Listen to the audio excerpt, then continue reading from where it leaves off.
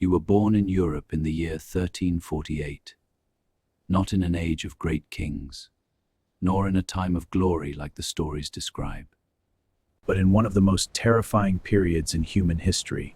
At first, no one understood what was happening. Only whispers arriving from distant ports. Ships came from the east, carrying dying men on board. Sailors with pale faces, their bodies covered in dark, swollen marks. Some of them died before their feet even touched land. But people always believe disaster happens far away from them, until it reaches their own door. You live in a small city with narrow streets. Waste is thrown into the roads, the water is filthy, and the heavy smell never truly disappears. People already die often in your world, from fever, from hunger, from winter.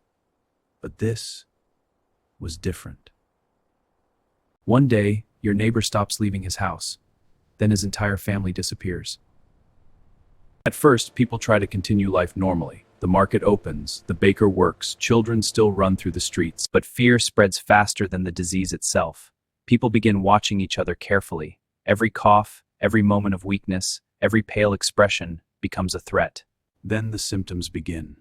Burning fever, unbearable headaches, pain tearing through the body. Then the swellings appear, under the arms, around the neck, between the legs. Dark marks beneath the skin, as if the body itself is rotting while still alive.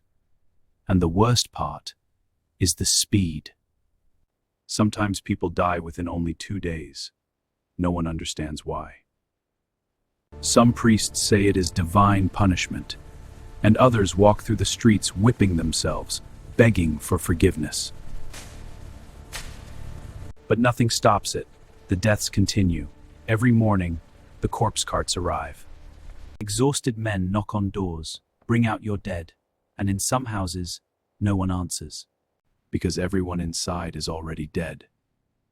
You are only a child, and you do not understand why your mother stopped hugging you, why your father is afraid to touch your hands, why people no longer look into each other's eyes.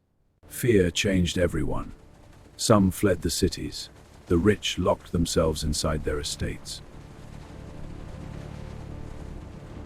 Doctors wear strange masks shaped like birds. They place herbs inside the long beaks, believing it will protect them from the poisoned air. But they die too.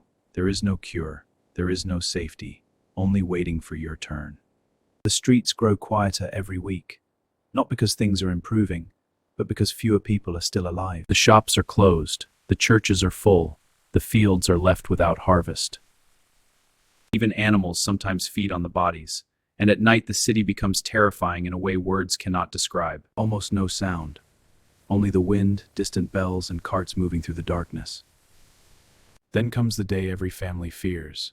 You wake up and someone inside your home is sick. Now the plague is no longer a distant story. It is sitting in the same room with you. Your mother cries silently. Your father pretends everything is under control. But he is afraid. Everyone is afraid. The days begin moving with horrifying slowness. Every cough makes you freeze. Every rise in temperature feels like the end is near. The streets grow quieter every week. Not because things are improving, but because fewer people are still alive. Half the people are dead.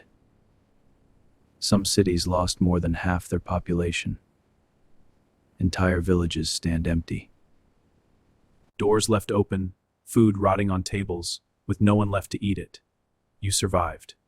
But survival does not mean things return to normal. The people who remained were never the same again. Something inside them broke forever. Fear, trust, faith in the world. All of it died alongside the millions. And you will spend the rest of your life trying to forget the sound of the death bells.